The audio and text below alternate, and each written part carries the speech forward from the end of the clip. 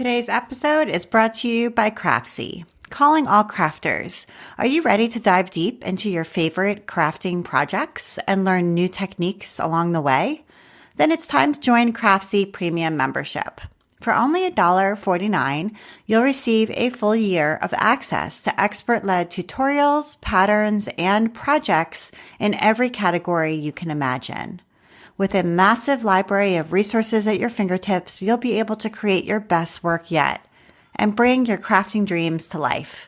Don't wait. Sign up now at craftsyoffers.com and discover the endless possibilities of Craftsy Premium membership. Thank you so much, Craftsy. And now, here's the show.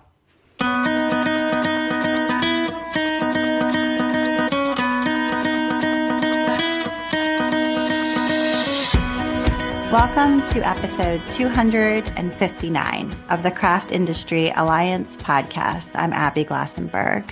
Craft Industry Alliance is a community for craft professionals where you can strengthen your creative business, stay up to date on industry news, and build connections within our supportive trade association. Check it out at craftindustyalliance.org. Today on the show, we're talking about collage and mixed media with my guest, Drew Steinbrecher. Drew has enjoyed working with his hands and being creative from a young age. He has a university degree in graphic design. Along with being a full-time artist, he's also a freelance graphic designer. He's an avid knitter, photographer, and traveler. Drew currently lives in Cincinnati with his partner, Greg, and their Schnauzer Fred. Drew Steinbrecher, welcome. Hi, thanks for inviting me. I've been a fan of the podcast for years, so Oh, totally. And I was I've been a fan of your work for years, so this is perfect. perfect. Yeah, it's so good to talk to you. And one of the things, and I want to make sure we get to this, that really strikes me most about your sort of journey in creative business is that you were a quilter for a long time. And now you're doing more like gel printing and a lot of like mixed media with paint and paper. And I think that's fairly unusual. I'm not sure that I've talked to somebody who's made that specific pivot. So I'm excited to get there when we do. But let's back up a little bit. I know you live in Cincinnati now. Where did you grow up? Well, I was born in Lancaster, Pennsylvania, where all the Amish people are. Um, but we moved pretty early to Ohio. So I grew up in Ohio, about 2 hours north of Cincinnati. Um, and like I was a crafty kid. I wouldn't call myself an artsy kid, but I liked, making crafts and cutting and pasting and gluing and doing all the things. Um, I learned to use a sewing machine pretty early. I asked my mom to teach me how to do that. So I had that skill. I thought at one time I wanted to do fashion design. And someone dissuaded me from that and said it's a really difficult career. So that's why I chose graphic design. Um, Ah, so I ended up at the University of Cincinnati which has a really great design program. And here I am. yeah. So Yeah. you were saying you were a crafty kid, but Mhm. not necessarily an artsy kid. Did you take art classes in school? And was that one of your, major focuses when you were in school? Yeah, so in high school I did a lot of art classes and I discovered I had like a talent in design. So and I wasn't the kid who was like the really great drawer, I couldn't do the amazing pencil sketch, I wasn't that kid, but um, I had this kind of natural ability at composition. Mm. And that's what kind of led me to graphic design. Hmm. And when you were sewing, your mom taught you how to sew. What were you trying to make when you wanted to learn? I did make some clothing for my friends. And I was just following patterns, like garments essentially. Hmm. I never really made anything for myself. But I had that skill and I kind of put it away for a while until later in life when I bought a sewing machine and started making quilts. Hmm. And were your parents encouraging when it came to pursuing an art-focused career? Yeah, I think I never had an interest in doing fine arts. It was always some kind of a design degree. And I think because of that, they were supportive. Whether it was fashion or graphic design or whatever, I'm sure, they were supportive of whatever I wanted to do as long as it led to a job. Right. Some way to make money. Because I think a lot of people who are interested in art when they're younger are sort of steered to graphic design, whether they like it or not, or to architecture or something like that, because Mhm. the people around them who love and care about them want them to be able to have a career or a way to, make a practical way to make money with their art talent. Yeah, there were two sets of students when I was in design school. There were those of us who were like interested in graphic design, and then the others who were I didn't really want to do graphic design, but this is what's gonna, get me a career and make me money. There were Hmm. two very distinct groups of people. And where did you fall? I fell into I was interested in design. Okay. Yeah. And I don't know how old you are. I think you're younger than me, but when you were in college, was the graphic design curriculum online or was it like pasting on paper? I was right at the beginning of all of the computer stuff. So the way the program was organized, we did like a foundations. The first year was all foundations. So all the design students were together. We weren't separated. So we did color theory and composition, and I even had to do three-dimensional work. Um, so um, it, that was all hands-on. I'd spent hours in the studio painting gouache and then cutting them apart and doing color studies using all these little color chips that I had created. Um, and then at the same time, we were also learning the basics of all the Adobe software. So we were doing this handwork where we were fine-tuning our hand skills. We were also drawing. I had a lot of drawing classes. And they taught us from scratch. The first day of class, they had us just draw straight lines. So they didn't assume, they assumed that we knew nothing. So they taught us everything from scratch. Um, and then, at the same time, we were also doing we were learning Adobe Photoshop and Illustrator. I learned Photoshop. It was Photoshop 2.5, and it was before layers. So if any of you listening know Photoshop, layers are fantastic, right? But I learned it before layers. So once you deselected that thing, it was set. You couldn't go back and move it. So, um, but yeah. And then in the second year is when we divided into our specific disciplines. So industrial design, graphic design, etc. I say, yeah, you got a good foundation. I feel like you might have gone to school right at the right moment where you got a little bit of mix of both. Hmm. Yeah. Okay. So when you graduated, I'm assuming you went to look for a job in graphic design. So what happened next?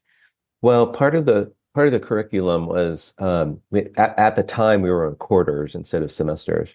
So every other quarter we called it co-oping, or we'd have an Hmm. internship. So I had internships in Columbus and Boston and San Francisco and in Wow. London. Oh, Uh, wow. so yeah, and I would go every other quarter. I would have school and then I would go someplace and work. And it was a paid internship, which was That's great. an amazing college experience. I'm going to give Yeah. them props for designing that. Like, I feel like Yeah. that's what's missing a lot from college life is that ability to sort of see the application in the real world and then Mhm. to come back and be like, well, does that really fit with what I like? And, maybe I need to change my idea a little bit. I mean, so many of us just didn't have that real world experience to try on. Yeah. So we came out of design school with a year and a half of experience That's already. great. And the last place I worked, I had gone to all these places like Boston and San Francisco. The last one I chose was actually in Cincinnati. Okay. And I think it was just because I didn't, as you can imagine, the logistics of trying to find a place short term and get to wherever you need to go, it can be really challenging. And I was just kind of done with dealing with that. So I just stayed in town for my last co-op. And that's the place that hired me. So I got a job. I I took the summer off and did the backpacking through Europe thing. And when I came back, I started my job, and it was at the place I had my last co-op. Okay. And what was that like? What kind of graphic It design work were you doing? it was a small design slash advertising agency, and the owner, he still has the business. The owner is really interested in film. So he really wanted to do a lot of as much film as he could. So I would be on like we would shoot local commercials, that. So I was having that experience. I wasn't really interested in film, but it was just fun, to do that. Um, but other than that, we just did traditional graphic design. I was doing annual reports, Hmm. logos, Yeah. invitations, posters. It was mostly print design. I did start doing this was I started that job in 2000, so Hmm. 24 years ago. So um, we didn't have the ability to do websites, but I would design websites, and then we had another agency we worked with that would do all the programming and Oh, all. okay. So I Right. was doing a little bit of that. Just I wasn't doing the all the HTML and Right. CSS The and all that. developing, you were just doing the design aspect. Hmm. Yeah. Okay. All right. And so at some point, you started this sort of, I don't know if I would call it a side hustle or what, but like your own art practice started to develop separate from your day job. So how did that come about? Yeah. So um, at one point. I met someone. I was having some anxiety issues, and it was a friend of a friend, and he was like, "Hey, you know what? You should knit to Oh. help control your anxiety." And I was like, "Oh, okay, maybe, sure." And my mom had taught me to knit when I was a kid, but it never really stuck. And I was out, I had this in my mind. Maybe I should learn to knit, and I was at a bookstore. If people remember those bookstores. And I saw that book, I don't know if you remember, called Stitch and Bitch. Totally. And It's a classic. Yeah. yeah, Debbie and Stoller. that kind of like started that knitting revival. And so I saw it, and it made knitting seem really cool. So I bought the book and I taught myself how to knit. And so I was knitting a lot. I was really into knitting. And that was around the same time as blogs started gaining popularity. And so I was on knitting blogs, and I was like, following all these people online. And um, it was also do you remember Flickr? Uh, Totally. I loved Flickr. And that was the very beginning of like sort of monthly challenges and setting up swaps and kind of becoming an international craft community, I would say, sort of blossomed on Flickr first. yeah, I still have friends that I met on Flickr. Yeah, There was something different about it. I don't know. It was a really cool place. it So was. anyway, I think through Flickr, somewhere I came across modern quilts, Hmm. and that kind of like blew my mind, because I was like, that's it appeals to my graphic design sense. Um, because the hard edge of the seams creates this really graphic approach. So I thought, well, maybe I could do that. Maybe I could figure that out. And for years, I was like, I don't know how to do that. It looks complicated. I don't, like it seems like there's a lot of rules to it, or you have to be precise, and I'm not precise.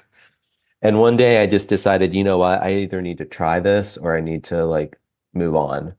So I got my sewing machine out and whatever fabric I had around the house, and I just started making a quilt. And I love it. it was not perfect by any means, but I just started, and I started sharing that work on Flickr, and people really responded well to it. And because of that encouragement, I just kept going and going and going. Um, Okay. and so that was kind of like what led me into the eventually into the side hustle I have now. Right, right, exactly. So did knitting kind of go by the wayside at that point? No, I still knit it. I just don't share it. Like, I made a sweater Mhm. for my dog over Christmas, but and I think I put it on Instagram stories, but it's not part Hmm. of my online identity, I guess you could say. Hmm. I Okay. I don't knit at the same frequency because how many knitted sweaters does one person need? I've tried to knit socks, but I just can't get into knitting socks. So maybe one or two projects a year I do, let's say. Okay.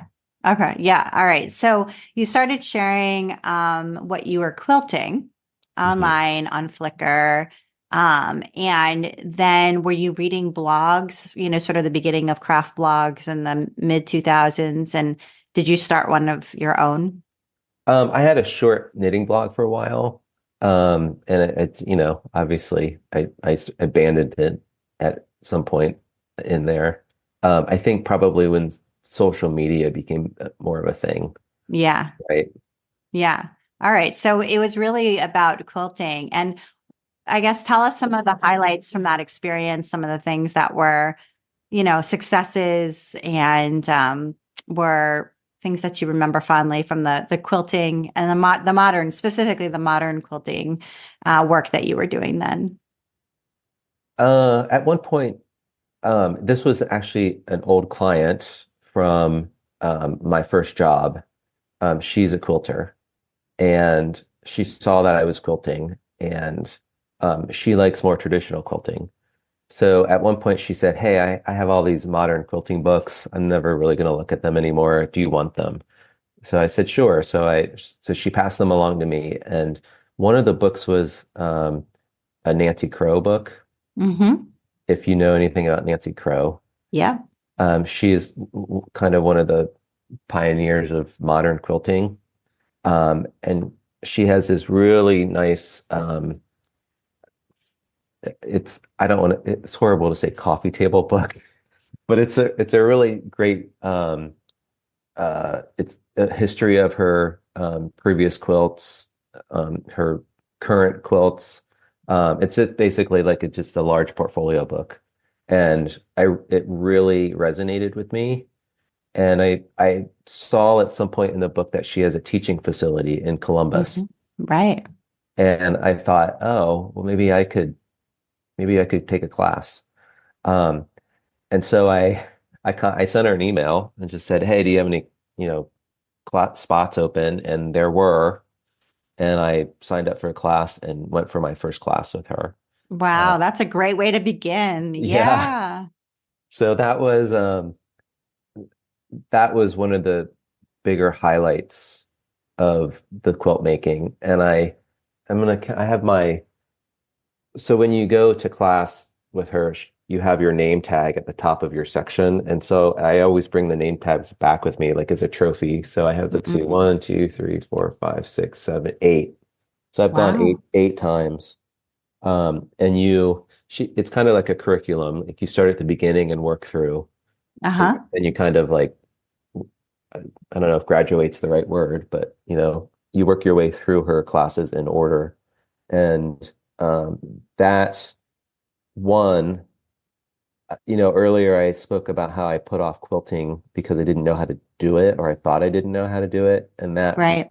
really helped me understand, like in my case, complex piecing. So, with quilts, it's all about the seams and how do you construct the actual quilt, especially when they're improvised or you're not following a pattern, you're creating it as you go. Um, that was what I didn't understand, how to make that happen. And the first time I went, it clicked. I understood. She helped me, her and the other students helped me figure it out. And it suddenly I was able to create what I wanted. Uh, Uh, and then two, sh uh, that was kind of the first time I saw someone making a living as an artist. oh, wow. So I thought, I mean, you know it's a thing in an abstract way, right? But until you actually see it, see someone doing it, you don't realize like, oh, this is a possibility. Yeah. So that was kind of like the seed of maybe I could do this. Is there a way I could do Mm. this? I want to take a minute now to talk about our sponsor, Craftsy. And here is a message from Craftsy. At Craftsy, we know making. Whether you're new to the handmade life or looking to advance your skills, we have classes for all maker levels and interests. From knitting and sewing to quilting and embroidery, cooking, baking, and paper crafts, and more, Craftsy's instructors guide and encourage you, empowering you to turn ideas into realities. And they have an exclusive offer for Craft Industry Alliance podcast listeners. Right now, you can get a whole year of their premium membership for only $1.49. Visit craftsyoffers.com to sign up, and the discount will be automatically applied at checkout. For only $1.49, you'll get a full year of access to over 2,000 premium full-length classes. Take your craft to the new levels in the new year. If you're an absolute beginner, Craftsy's instructors help build strong foundations as they teach, setting you up for success and helping you fix mistakes as you go. Their enthusiasm and strong teaching style make learning accessible to all. If you're an experienced maker, make the resolution to improve your skills in the upcoming year. Craftsy is for you too. From perfecting your fondant skills to tackling complex stitches, from eye-catching garden design to next steps in sourdough, Craftsy has advanced classes in all crafts from instructors who are experts in their field. With over 2,000 classes, including downloadable patterns and recipes, Craftsy has a class and a craft for everyone.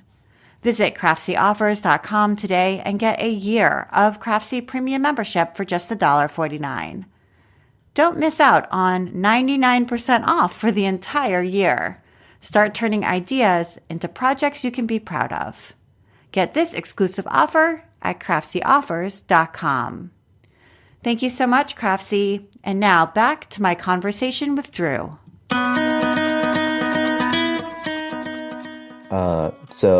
That experience was really great. And I made so many friends, because you're going through it in order, you kind of have like a cohort of people Right. you're going through with. So there's like a whole group of people I'm like friends with. Yeah. So, Who went through that? yeah, it's a great way to network and just get to know people. And, I would say that's probably one of my, you asked about quilt experiences. Um, Yeah. and there have been some others, like getting into shows with my quilts. Um, uh, Quilt National, at a Quilt and Quilt National. I have not Mhm. applied since then. We can talk about that later if you want, but I would love to. yeah. But Let's talk about it now. Why have you yeah. not applied since then? One, I've been so busy with my art business. Sure. I haven't, to be honest, made much. Hmm. Um, it is a goal of mine to, start making more art. Um, and then two, I think that I think my quilting voice has changed a bit. Mm. I do have a piece that's coming up in a show in Germany, and it's 100% digital. So there's very little piecing in it. It's all work I made digitally and then printed onto fabric and then Uh-huh. quilted. Okay. So it's like a whole cloth Yeah, quilt. well, Hmm. almost. Yeah, just there's Yeah. very little piecing. But yeah, almost. And I want to explore that more. I just have not had. Hmm.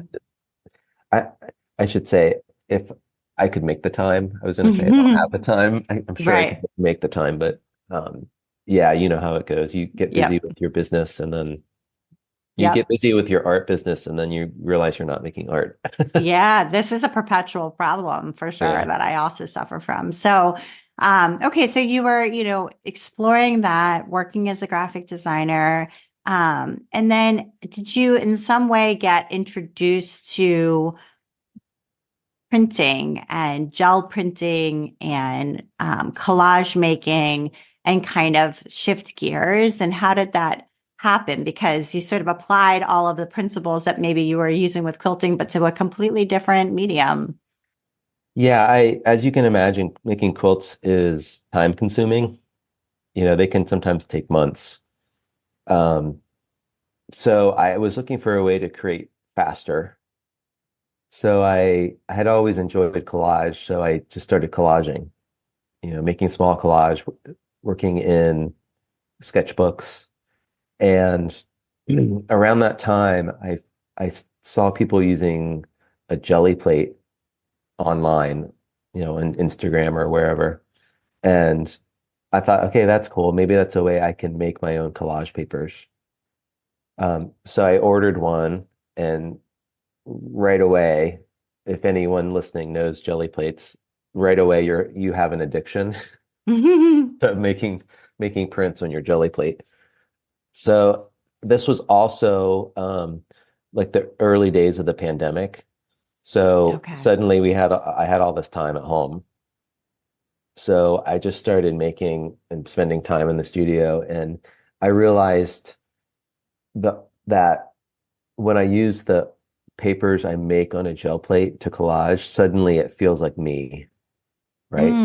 I love that idea of like what Yeah. feels like me. That's great. Yeah, because you're already starting with collage fodder or collage papers that you made, Made. right?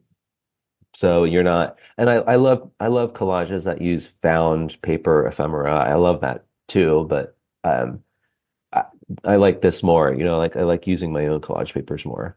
So most of my collages are probably 50 to 75% papers that I have made myself.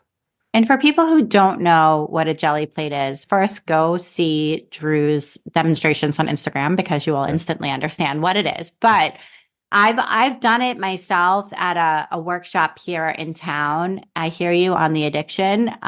It's very fun. So it just kind of explain what the plate itself is and how you create a print with it. Um, so it's a way to create a monoprint. So a monoprint, so the whole point of printmaking, right, is to make multiples. So a monoprint is um, when you only make one, like mono one, right? So you can do a monoprint in many ways. You can use glass or plexiglass or whatever. Um, and for a while, people were using what was called a gelatin plate, and you have to make it yourself. With And actual gelatin. It's like yes, unflavored jello, but it's really yes, concentrated. And then you let it yes. set up and you Hmm. pull it off of the pan or whatever, Hmm. and you have Yep, a big sheet of jello, basically. yep, yep. And people like it because it's squishy, and it's just another way to make a monoprint. Obviously, the only issue is that it after a while it breaks down, right? Right. It doesn't last. And so the jelly arts is the people who make jelly plates. They found a way to make it um, like shelf stable, I guess you Hmm. could say, Yeah. and created this thing that they call a jelly plate, and that's what it is. It's just kind of taken off. Like so many people are starting to use these gel plates. Um, and so it's just a way to make one-off prints at home Right.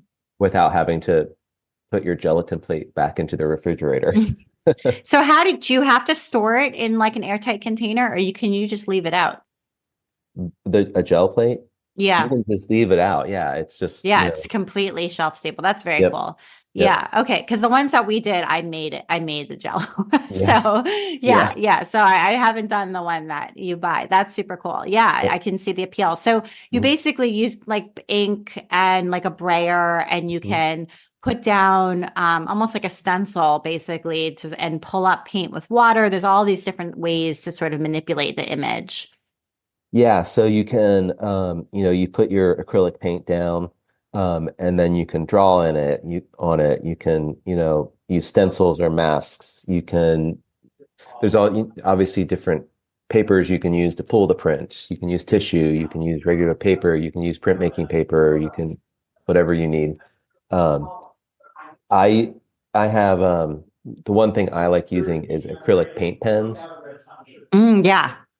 So, because they give you like a really bold mark. Because that's what I like in my work is really graphic, like a really graphic quality. So paint pens are one of my favorite ways to use it. Right. Okay. So you got super into this.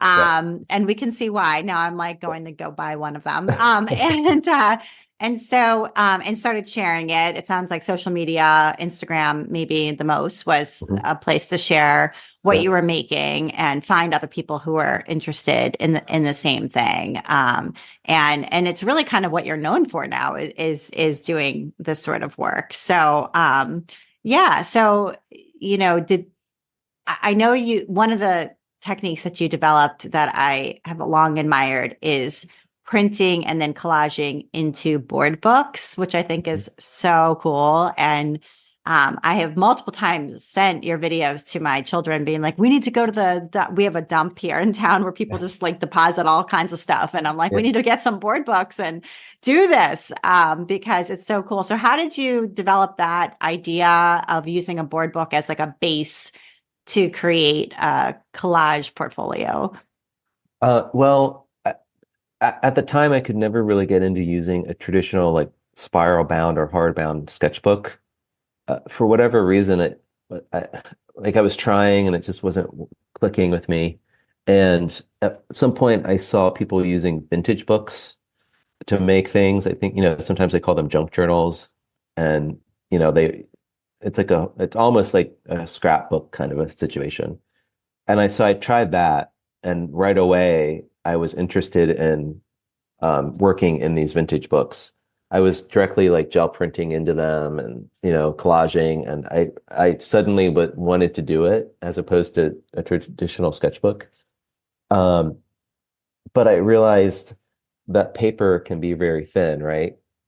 So the I use matte medium to collage, so it's very wet, and that can sometimes with that vintage paper make it do weird things. And so I thought, is there a way to make these pages thicker? Or how do I do, like, how can I make this matte medium work? And that's when I thought of the board books because they're thick pages, right? They're boards. So that's where that idea came from. And I bought a few and just over time figured out how to use them and started sharing them, and people have really responded to it and really have enjoyed using them. So it was just a matter of finding something that would hold them at medium.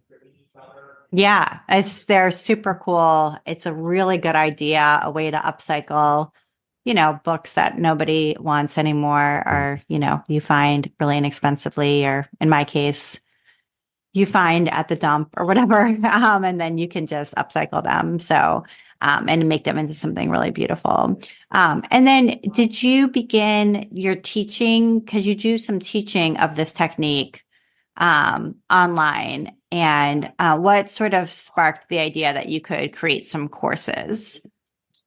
Well, I had a lot of people asking questions online, um, and mostly through Instagram, and they were asking like what kind of paint I'm using or how like with the board books, like, like how do you deal with the pages? Do you have to gesso them? What do you have to do? Like people were asking questions.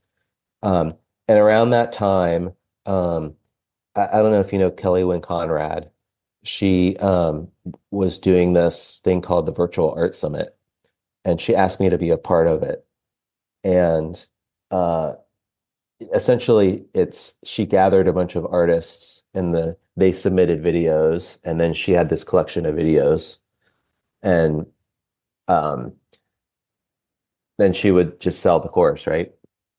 And around that time I was seeing people doing these online art classes thinking, well, maybe I could figure that out, maybe I could do it. And when she asked me to do that, I thought, okay, this is the moment. Like I gotta just say yes and do this, and figure out how to do the video and figure out how to do the voiceovers. And once I had that experience, I realized I totally can do this. I can totally make my own online class.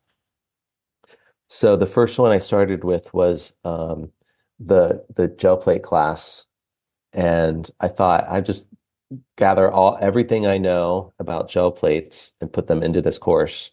And I launched that in September 21, I think.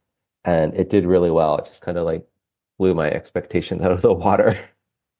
And that was when I realized maybe this is something I could do. Maybe this is the beginning of a business.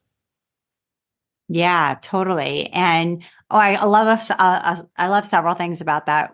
One is that this person asked you to be part of something they were building, and by saying yes and participating, it's almost like you got a chance to sort of see if you could do it, and it opened the door to something that you know really grew your own business. So sometimes saying yes to those opportunities and pushing yourself to try something new that maybe you would not have done if she hadn't asked, helps you to gain that confidence and understanding and take that risk. So that's a great lesson in just, you know, saying, let's try it, you know, let's go for it. And had you done it and been like, oh gosh, I hate doing this and I never want to do it again. Okay. So you did it once, and the next time she asks, you can say no. And that's the end of that. But when it comes to filming and voiceover, I don't know if you have tips. I mean, you do a lot of filming for your Instagram. You do a lot of video there. You're probably making videos every week, I would think. I don't know. You tell me, but Almost. yeah, Yeah. you're making a lot of videos. So do you have some recommendations, some tips, things you've learned along the way that have helped you improve your video making processes? I do a lot of research on YouTube, especially about how, what's the best lighting or, microphones, etc. So I would say that I would suggest doing your research, uh, but don't do so much research it prevents you from actually doing the thing, right? Um, so I have taught myself how to properly light the video, etc. Um, I would also say if you're recording one-off videos, it's going to get old or tiring after a while. So if you have a recording day, record multiple videos at Yeah. once. Get it all So batched. So batch you have the them. lighting set up, you Hmm. have your materials gathered, whatever Hmm. else you need, the microphone set up, everything's Yep. plugged in, ready to go. So Yep. you do. And so how many on a video day, how many are you doing? No, I don't, 2 to 3, not very Okay. many, Yeah. but uh, the other thing is you can record more footage than you need, and then Right. you kind of have like a library, I guess, A of B-roll, footage. like extra. Yes. Yeah. Yeah. And sometimes I uh, don't be afraid to reuse. If we're going to talk about reels on Instagram, I Mm, reuse all the time, right? And I just have a library of reels. Sometimes I'll go back and re-edit them to make them shorter, maybe, uh, mm. so that they feel a little different. But it just because you posted it a year ago doesn't mean someone's going to see it and say, "Hey, you posted this already," right? Right. So if you have a good reel that you post in February, Hmm. you can post that again in August, and Hmm. it's not exactly the same one, and it's Yep. new again to the folks that the algorithm is showing it to. Correct. Yeah. So don't be afraid. Don't think you have to create every time a new thing.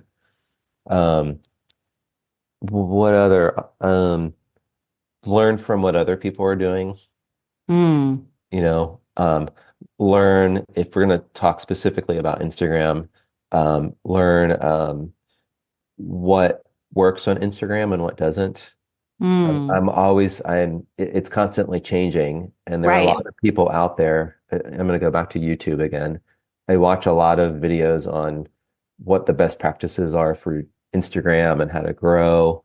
So, understand what people want and how Instagram works would be and then that way, when you start the filming process, you kind of know what you need to do and what you don't need to do. Right. 100%. And you've really grown your Instagram following. Yeah, It's pretty large. I don't have the exact number. I'm sorry, I didn't write it down before we got on our I call, think but I'm at 55,000. Yeah. that's amazing. I mean, I think most people would be amazed by somebody who's at 55,000. That's huge. Yeah, and and as I've learned more about growing my business, that's become a priority, right? Like I need more audience to see my products. And is that coupled with an email newsletter strategy or Yeah, so okay. I do have an email newsletter. I only do it once a month. And I Okay. think that's for me that works. That works. Yep. Some Okay. people do every week. I Hmm. do once a month. Right. Okay. All right. And so you have a summit of your own, Mhm. um, which is where this has sort of evolved to. It's very popular. It's focused on collage. I understand it's going to be opening right around the time that this show airs, which is pretty great timing. Yep. So, how did that idea come about? I mean, you're connecting with other artists, or and putting something like that together seems like a pretty significant job in and of itself. Yeah, so if we go back to Kelly, who I was part of that virtual art summit she set up. When when I launched the gel plate class for the first time and it did well, I contacted her and said, what do I do now? How do I grow this business? I Be- love that. Because she had done that same thing. And she Started with a said, course and then correct. grown into more. But I Hmm. love the idea that you were good reaching out to her. And I Yeah. hope, was she like generous and helping you? Yeah, well, she actually said that's interesting because I'm thinking of starting a mastermind group for other Oh, artists who are doing the same thing, who want to grow their online art course business. So I was part of her like beta group, and there were like five of us, and we were all growing our online art class business. And I that's been 2 years. I've since had her as a business coach, and she's pivoted mm, her business into coaching now. So if anyone's yeah. anyone listening to this, and you're thinking about doing this, definitely look her up. Hmm. Uh, and that was part of the strategy that we came up with, because I really like organize. I think I'm good at organizing people. Okay. And I like to stand back and give other people the spotlight. Like I Hmm. don't want to be the pe person on the stage acting. I want to be behind the stage watching My other God, people. I hear that so much. That is exactly me. Yeah. Yes. So I realized maybe the summit model is the correct business model for me, as opposed to just creating more and more one-off classes, right? Right. Online classes. So she helped me kind of put this first one together, which was a year ago. Okay. And um, I essentially what it is I ask, in this case, this year, 13 collage artists to create their own mini video classes, collage classes. They're all somewhere around 30 minutes. Okay. And they share maybe a technique they like, or they talk about you can watch them create their collages, and they talk about their composition choices, etc. And it's a 2 week summit. Every day there's a new video, and you do have lifetime access to the videos. So if you can't attend in those 2 weeks, it's okay. You watch it later. And it's just a lot of fun. We have a Facebook group. We have discussion forums in the Hmm. classroom, and people get really excited about it. And last year we had a lot of really great feedback, and people loved it.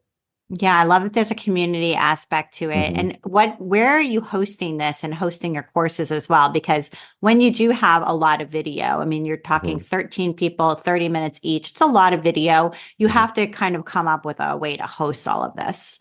Yeah, so I use Thinkific, Thinkific. Okay. yeah, Mhm. and Yeah. there's others like Yeah. Kajabi and et cetera Yeah. out there. Okay. That's good to know Yeah. and that's for both the classes and for the summits, all on Thinkific. Okay. Yeah. All of my classes are on Thinkific. And Mhm. I did the research and just found that was the best option for me. For you. Yeah. Okay. And when it comes, I hope this is okay to ask, but when it comes to compensating the instructors, right? So here's somebody who's sharing their expertise. They're creating a video. Sometimes that's like they have to edit the video. That's work on their part. They're lending their name to something you're marketing that's making you money. So how are they I hope that's okay to ask, but how are they compensated for being part of this? So I give them a flat fee, uh, which is pretty reasonable. And then on top of that, they earn a 30 to 35% commission. So I give them an affiliate link, a special Mm-hmm. link just for them, and then they can sell the course. They can share it with their audience, and then they get a commission if they make a sale. So, they can make a few $1,000s if they really, Yeah. go out And there I and wanted to hustle. say like 30 to 35% for an affiliate fee is really generous. I believe in generous affiliate fees. I think it's really worth it to do Mhm. that. And what you end up with in this case, right, is a crew of 13 extra people who are out there co-marketing this event alongside you. And I'm sure, not only without their video, but also without their help in marketing, the event would not nearly be as successful as it is. Yeah, for sure, right? Like, and if you want to talk about it from like a business perspective, I, when a new student purchases the class, they also join my email list. So I'm gathering their emails. It's essentially also like a lead generator for me, right? Right. Like I'm Absolutely. pulling their audience into mine. Right. So, it's I guess a win-win, I guess you could It say. is absolutely. And I'm thinking for some of these artists, you're helping them in the way that Kelly helped you for that very first summit, which is to say, hey, maybe you haven't done something like this before. Try it, and it Mhm. may lead to new ideas for them alongside income. Yeah, definitely. And we have a range of art. The artists have a range of audiences from large to small, and they find, especially those that have a smaller following, it really helps them, grow Yeah. their email list and their following, and a lot of I like having in the mix of superstars Hmm. with people who are maybe less known. Um, One creates interest, and two, um, it really helps the people who are just starting their business. Yeah. And It gets how do you find people for this? Are you just I'm looking around on constant, yeah, Instagram and yeah, just I'm keeping a running constantly, list? yes, exactly. I'm constantly Hmm. looking, and I have a bookmark anyone I think is, could potentially be a teacher, Hmm. you know, Okay. and And go ahead. not everyone says yes, That was going to be my question, which Yeah. is when you reach out from a organization point of view, you're cold pitching somebody, you like their work, you've bookmarked them, Mhm. they don't know who you are maybe, and so you're sending them a cold pitch. Hey, you want to be part of this event? How does that go? Yeah, they usually say, "Oh yeah, I know the event. Wow, I'm really honored to be invited. Absolutely." Or they'll say, "Tell me more. What's required of me?" Or they just flat out say no. Hmm. You know. Right, and that's okay. hmm Yeah, I mean, I think Yep. part of this is being able to accept that for some Yep. people it's either not right now or it's just hmm not right at all, and it's not personal. It's Yeah. just I don't take it personally because I've said no to things too, right? absolutely, we You all know, have. yeah. So yeah, no, I don't take it personally at Hmm. all. Hmm. So Okay, and then as far as any tips for like day of, you have a 2 week program going, but my guess is there's technical hiccups, there's stuff happens. Any tips that you've learned now that you've done this more than once? I keep a running list of things to uh fix for the next time. Okay, yeah, You lessons know, learned. Yeah. yes, lesson learned. Yeah. And I I haven't taken my own advice. I should have hired an assistant for the Mm, 2 weeks, because it's mostly just customer service. right. I can't find the link to log in, or I'm having trouble logging in, or it's things like that. Yeah. And it's just like this constant email, email. Um, when I did the gel printer summit in the fall, um, the first day it opened, I at the end of the day I couldn't. My hands were in this like typing position for so long, like I couldn't feel my hands by the end of the Oh day my because I had God. I had responded to so many emails. About how many people are participating in these things? In the collage summit last year, we had I think 1,700, and in the gel printer summit this past year, we had 2,200. Wow, right. So you got 2,200 people coming in. Some amount of those people are going to have struggles of all Yep. kinds. hmm And some of them are going to become frustrated and want to refund entirely. I mean, it just hmm happens. This is the way customer service is. And so, yeah, I think maybe hiring in the future, that would be something to hire for is the customer service piece during the live event. Yes, yes, absolutely.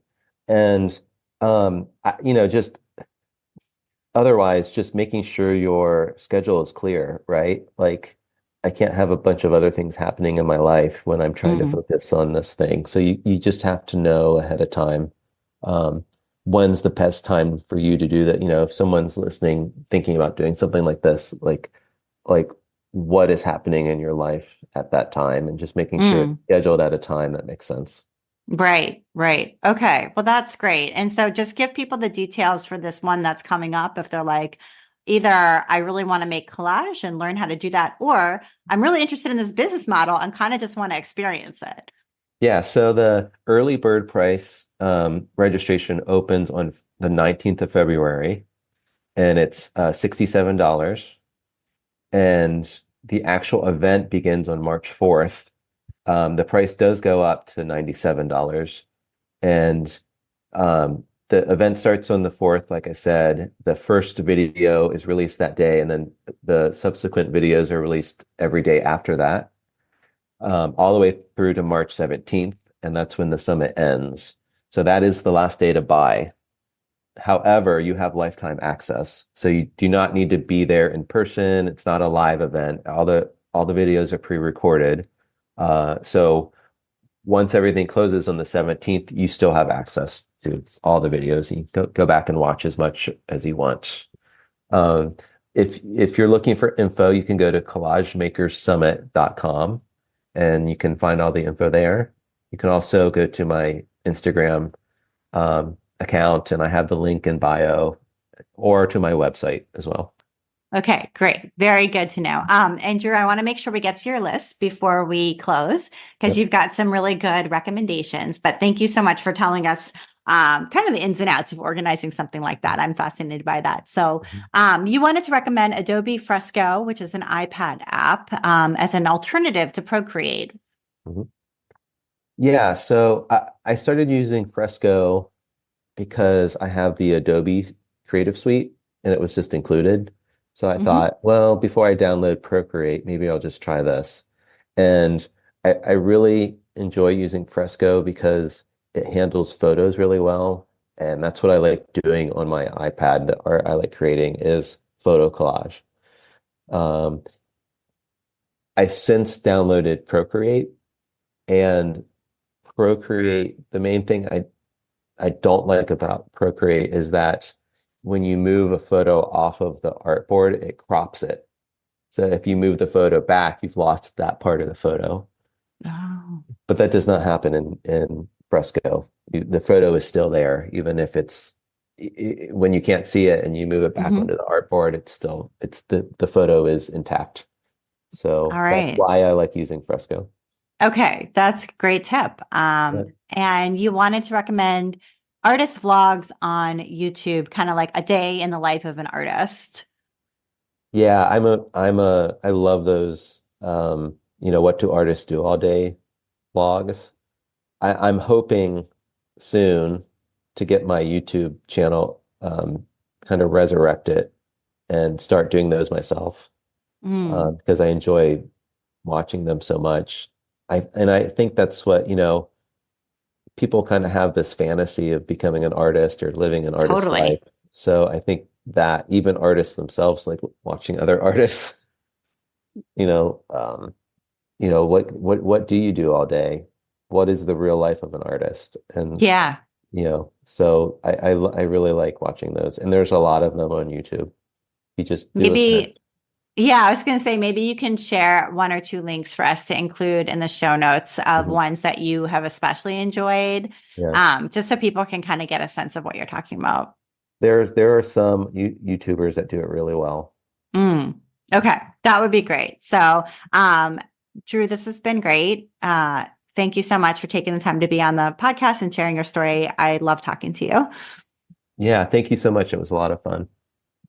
And you've been listening to the Craft Industry Alliance podcast. I'm Abby Glassenberg. Today's episode was sponsored by Craftsy. Calling all crafters. Are you ready to dive deep into your favorite crafting projects and learn new techniques along the way? Then it's time to join Craftsy Premium Membership. For only $1.49, you'll receive a full year of access to expert-led tutorials, patterns, and projects in every category you can imagine. With a massive library of resources at your fingertips, you'll be able to create your best work yet and bring your crafting dreams to life. Don't wait. Sign up now at CraftsyOffers.com and discover the endless possibilities of Craftsy Premium Membership. Thank you so much, Craftsy. Craft Industry Alliance is a community for craft professionals. When you become a member of Craft Industry Alliance, you get in-depth coverage of craft industry news, the opportunity to connect with fellow professionals for advice and support, and access to an educational library filled with ideas, tools, and resources to help you as you build your business. Join us at craftindustryalliance.org. Thank you so much, and I'll see you next time.